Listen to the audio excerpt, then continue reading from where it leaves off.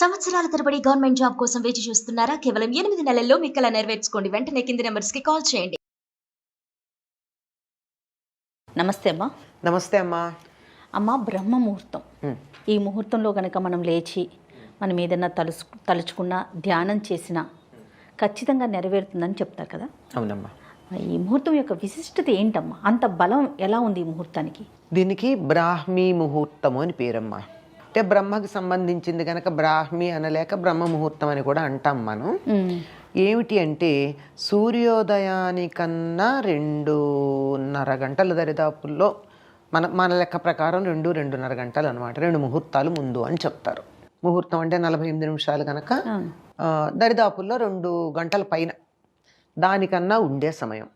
సాధారణంగా మనకి ఎలా ఉంటుంది, 6 గంటలు అనుకుందాం. 6 గంటలకు అటు ఇటుగా కదా మనకి సూర్యోదయం అవుతుంది.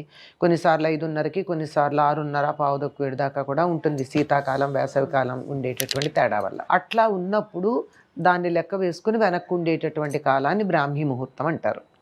ఈ బ్రాహ్మీ ముహూర్తం అన్నది ఏమిటి అంటే ముహూర్తాలకి పేర్లుంటాయి. ఏదో లగ్నాలు, ముహూర్తాలు మనం పెళ్లి శుభలేఖల్లో చూస్తాం కదా, ఫలానా ముహూర్తం అని. ఈ ముహూర్తానికి ఉన్నటువంటి సమయం బ్రాహ్మీ ముహూర్తం, అంటే బ్రహ్మకి సంబంధించింది. బ్రహ్మ ఎవరు? సృష్టికర్త. అంతేకాకుండా బ్రహ్మ అన్న పదానికి అర్థం ఏమిటి? వికసనశీలము అని అర్థం. అంటే ఇలా విచ్చుకునే లక్షణం కలది. మొగ్గ ఇలా విచ్చుకోవడం ఉంటుందే, అది బ్రహ్మం. మనలో కూడా జ్ఞానం విచ్చుకోవాలన్నా, తెలివితేటలు విచ్చుకోవాలన్నా, మనలో ఉన్న ఏ ఫ్యాకల్టీ విచ్చుకోవాలన్నా ఆ విచ్చుకోవడానికి తగినటువంటి కాలం బ్రాహ్మీ ముహూర్తం. ఆ ముహూర్తానికి ఉన్న లక్షణం అది. పేర్లు కూడా మన వాళ్ళన్నీ సమయానికి కానీ దేనికైనా కానీ లక్షణాన్ని అనుసరించి పేరు పెట్టారు తప్ప ప్రతి పేరుకి ఆ పేరు అర్థం చూస్తే లక్షణం తెలిసిపోయేటట్టు ఉంటాయి.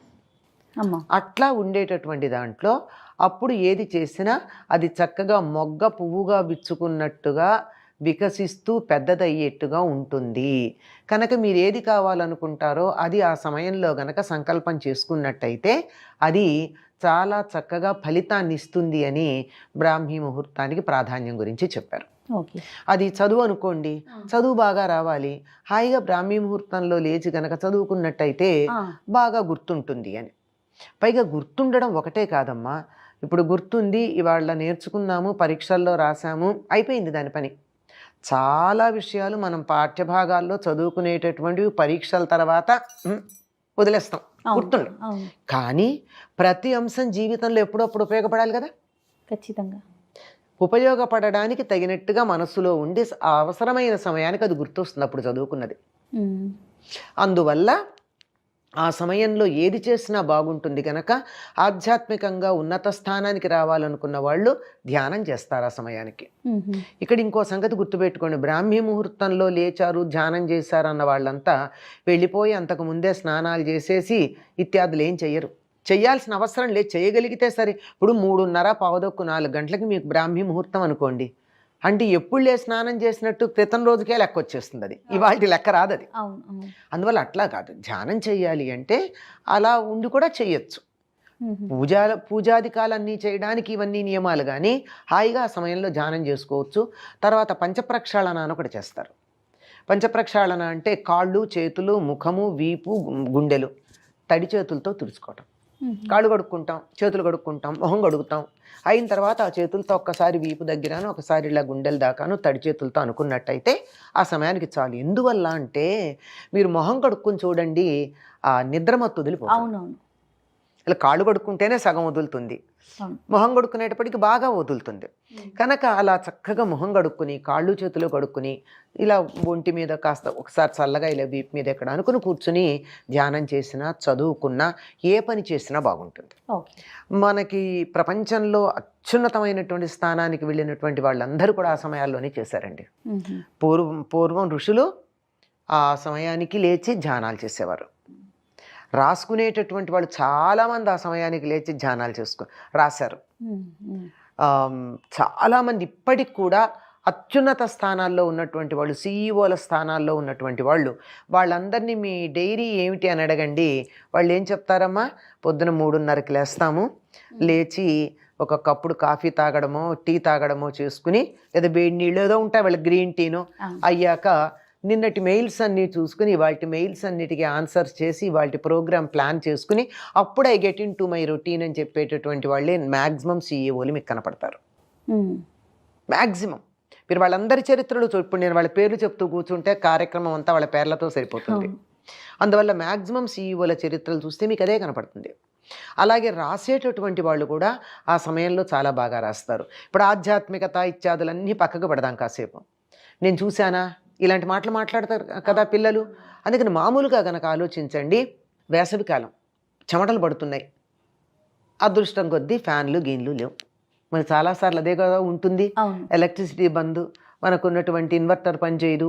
ఎంతసేపు పనిచేస్తుంది పాపం, అది దాని ఆయువు అయిపోయింది. అలాంటి సమయాల్లో రాత్రంతా నిద్ర పట్టకపోయినా సరే, ఇంత చికాగ్గా ఉన్నా సరే 3:30-4 అయ్యేటప్పటికి నిద్ర పడుతుందా పట్టదా? పడుతుందమ్మా. రాత్రంతా ఏడిచే పిల్లలు కూడా 3:30-4 కల్లా పడుకుంటారా లేదా? వ్యాధితో బాధపడుతున్నటువంటి రోగులు కూడా సమయానికి ప్రశాంతంగా పడుకుంటారా లేదా? ఎట్లాంటి వాళ్ళకి ప్రశాంతత చిక్కేటటువంటి సమయం అది. అంటే చికాకులో ఉన్న వాళ్ళు నిద్రపోవడానికి తగినటువంటి సమయం అదే అవుతుంది, నిద్ర వచ్చే సమయం అవుతుంది. మనం మామూలుగా ఆరోగ్యకరంగా ఉన్నటువంటి వాళ్ళం మనసు చురుకుగా పని చెయ్యడానికి తగినటువంటి సమయం అది. అందువల్ల అద్భుతమైనటువంటి రచనలు చేసినటువంటి వాళ్ళు చాలామంది ఆ సమయంలోనే చేస్తారు.